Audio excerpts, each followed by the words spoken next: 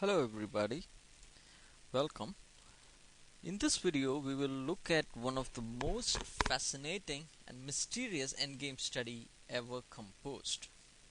As usual, I would suggest you to pause and think in between the video in order to get the maximum pleasure and training experience.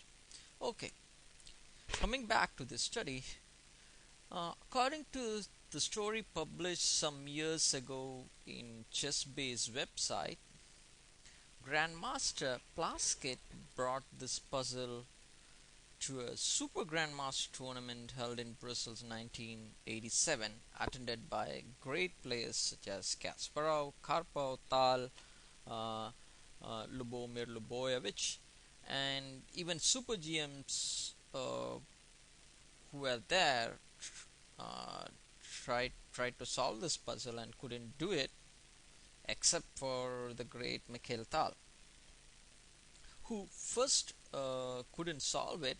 Then Mikhail Tal went for a walk in the park, and after an hour or so, he came back and he had the solution in his hand. Amazing. So, did he really work out the solution himself, or did he knew about the study earlier? And above all, who composed this masterpiece? These things will be discussed as we progress through the study. And for now, um, it's what I would like to you to do is to pause and think about the position at hand. It's white to move, and white pawns move this way, and see if you can see the basic ideas in this position now. Okay, so few things are clear now that the white cannot promote uh, the pawn because of a fork by the knight in the square f7. So the knight forks the king and the queen if the pawn promotes. So that is not possible. So, and the other moves like knight takes e3 doesn't really give any winning chance for white. So this is white to move and win. So we have to look for a win here. For example, knight to e3, bishop a5, protecting the queening square, king e7, knight b4, aiming for knight c6, forking the queening square and the king, etc., etc. There is absolutely no way white can win in this position. And let's go back to the original position now. And so in this position, white actually played the move knight f6 check. So this is the forcing move, and once it is played, black has to go to king g7. Why? If the black instead goes to king h8, d8, queen, the queens with a check, and black is lost. And if he goes after knight f6 check, it goes to king g6, what happens is we come bishop h5 check, the square on f7 is protected now, and knight cannot fork the king and the queen, so the pawn will promote in the next move.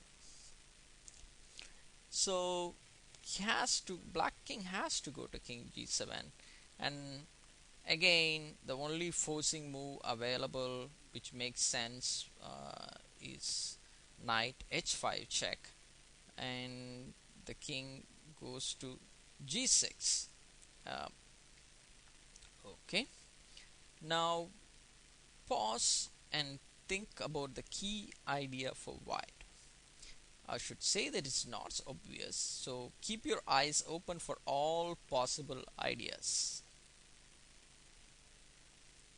Okay, white actually plays the surprising move bishop c2 check. Okay, let's just look at the other option. White had other one. The obvious one was knight f4 check. Doesn't really work because the king just uh, moves ahead and comes to this side, like bishop c2 check, king g4. White just doesn't have anything right over here. So after bishop c2 check, what's happening is king into h5. White gives his knight for free. So what's going on here? Now pause and try to see if you can spot White's brilliant plan here. Okay, he actually plays d8 queen. So he promotes to queen, allowing for the fork knight f7 check. So let's just go back here. After d8 promotes to queen, there are, I have to say that there are some people who say that black doesn't need to fork, so black can always play some other moves like king g4 and he can hold um, to a draw. Even the Chessbase report was talking about this move. But I looked at it, and as far as I can see, and the computer seems to agree that after queen e8, everything seems unsatisfactory for black. Like e3 pawn is attacked. Let's just take a sample continuation.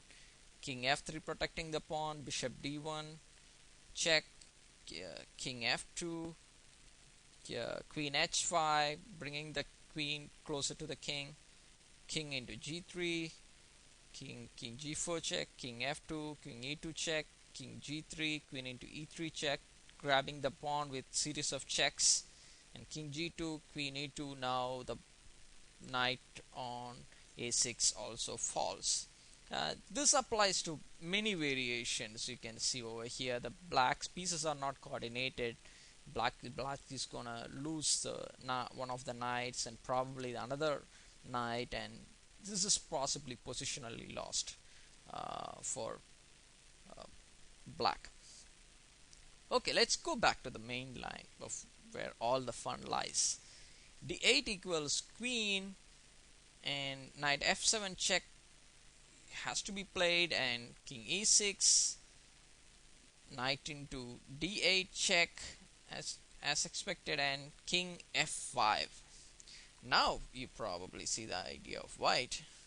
Black king is in a mating net here. You see?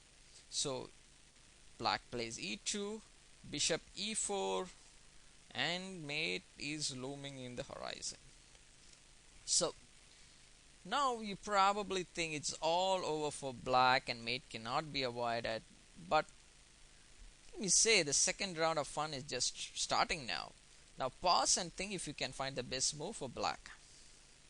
Okay, actually play e1 promotes to knight, protecting the queen square f3.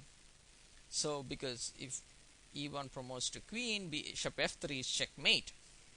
So e1 promotes to knight, and the bishop goes hunting for other squares, like he can go to e2, try to go to e2 and give a checkmate, or he can try to go to d8 and give a checkmate, and I mean e8 and give a checkmate, and these are the possibilities. And let's just continue again. Black's possibilities look pretty depressing, but again let's see what happens. Black plays c2 and bishop c4 aiming for the square e2. Now comes c1 promotes to knight, again another under promotion, protecting the key square.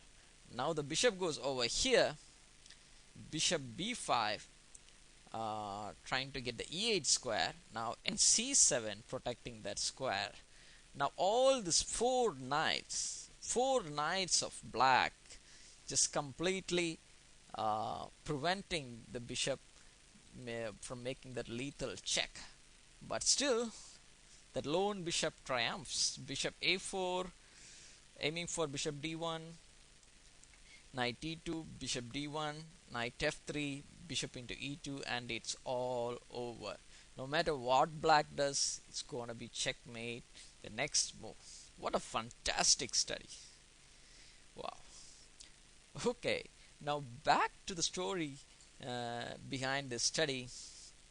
Apart from the story I told you in the beginning, there also arose